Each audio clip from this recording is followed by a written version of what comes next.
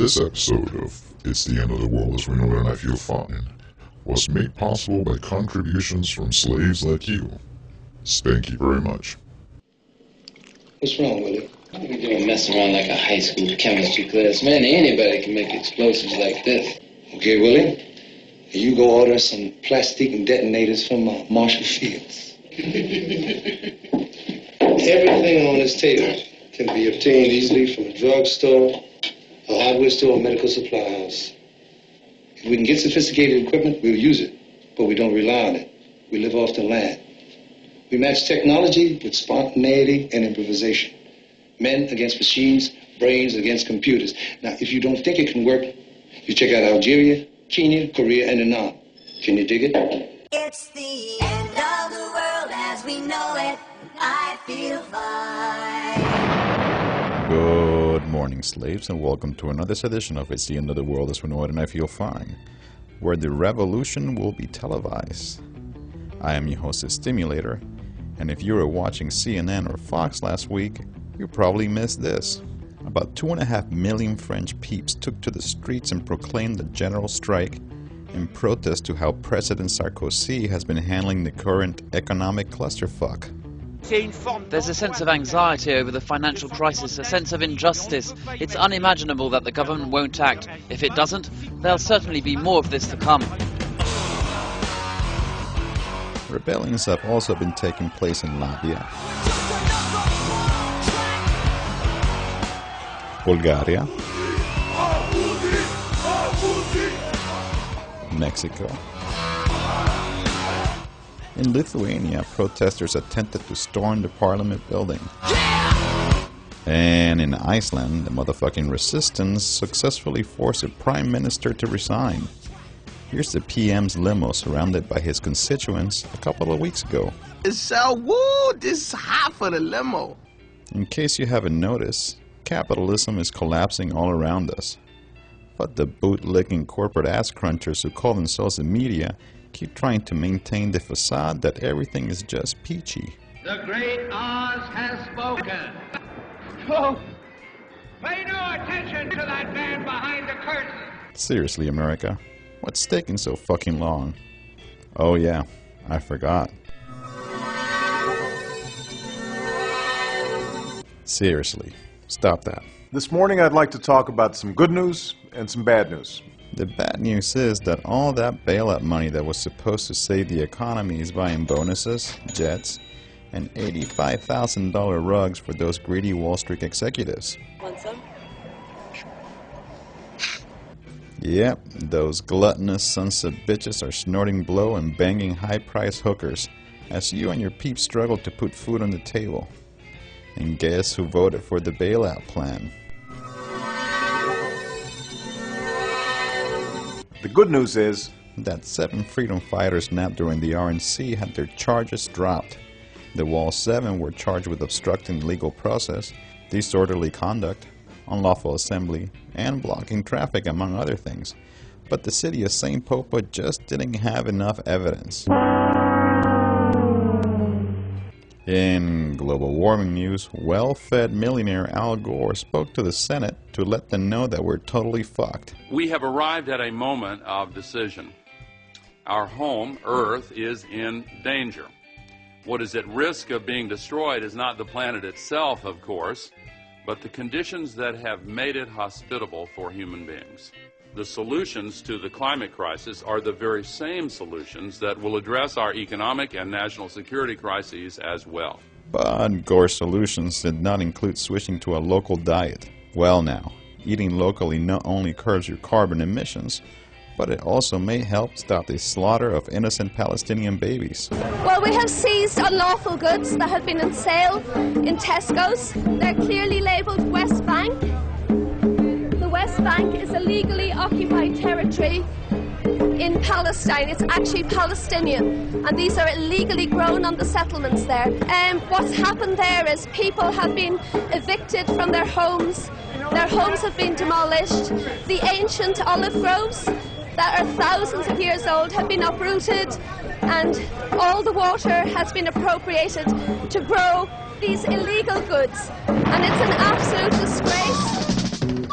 The revolution will not give your mouth sex appeal. The revolution will not get rid of the nub. The revolution will not make you look 5 pounds thinner, because the revolution will not be televised, brother. There will be no pictures of you and Willie Mae pushing that shopping cart down the block on the dead run, or trying to slide that color TV into a stolen ambulance. NBC will not be able to predict the winner at 8:32 on report from 29 districts. The revolution will not be televised. There will be no pictures of pigs shooting down brothers on the instant replay. There will be no pictures of pigs shooting down brothers on the instant replay. There will be no pictures of Whitney Young being run out of Harlem on a rail with a brand new process. There will be no slow motion or still life of Roy Wilkins strolling through Watts in a red, black, and green liberation jumpsuit that he has been saving for just the proper occasion. Green Acres, Beverly Hillbillies, and Hooterville Junction will no longer be so damn relevant, and women will not care if Dick finally got down with Jane on Search for Tomorrow, because black people will be in the street looking for a brighter day. The revolution will not be televised. It has not even been a month, and Barack already has blood in his hands. The man your mama calls Obama authorized missile strikes with targets in Pakistan, killing 3 children. Yes! I don't know what They bombed our village from 1 a.m. to 3 a.m. and martyred 14 women and children in Garroch village. Now Barack, my man, would it make a difference if those kids had names like Natasha and Malia? I'm just saying. Any shits. For those looking for change, the deadly strikes in Pakistan may be the first in the many disappointments Obama will deliver.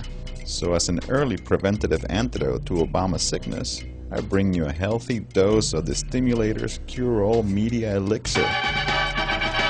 When you actually look deeper into Barack Obama and Hillary Clinton, you'll see they both are very hawkish, and they know they have to be, because America is still in a post-traumatic state. It is still recovering from the trauma of 9/11. After 9/11, we went inside.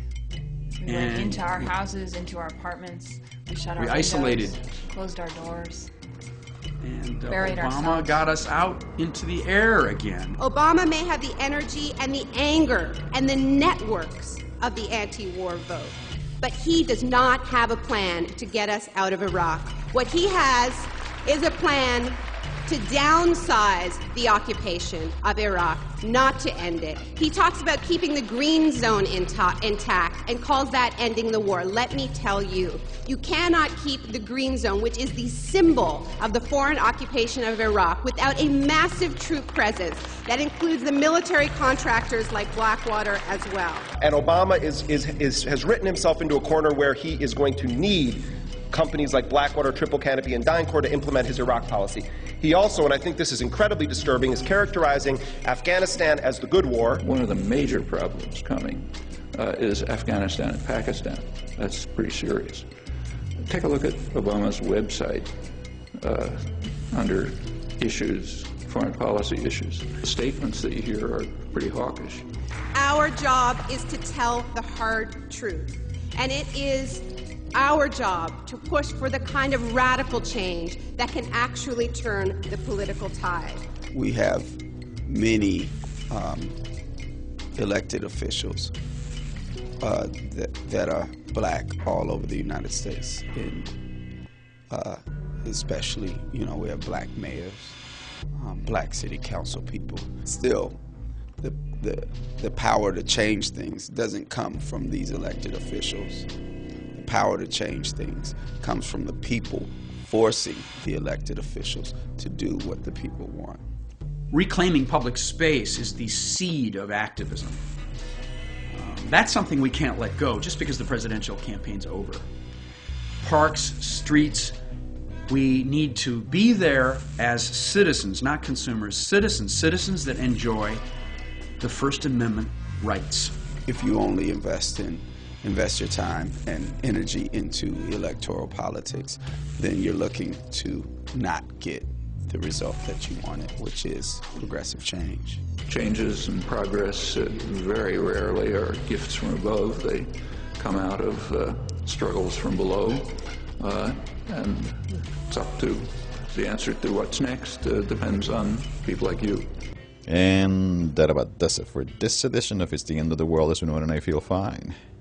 This week, big ups to some very generous slaves. Paul, Linda, Amanda, Mike, Sean, Jason, Maria, Nimbus, Robbie, Nigel, Stelisnav, Dennis, Brianna, Lynn, Isaac, and Keith. Merci. For links on all current rebellions happening around the world, or to send me information on others I might not know about, just visit my fucking website, stimulator.tv. And don't believe the hype.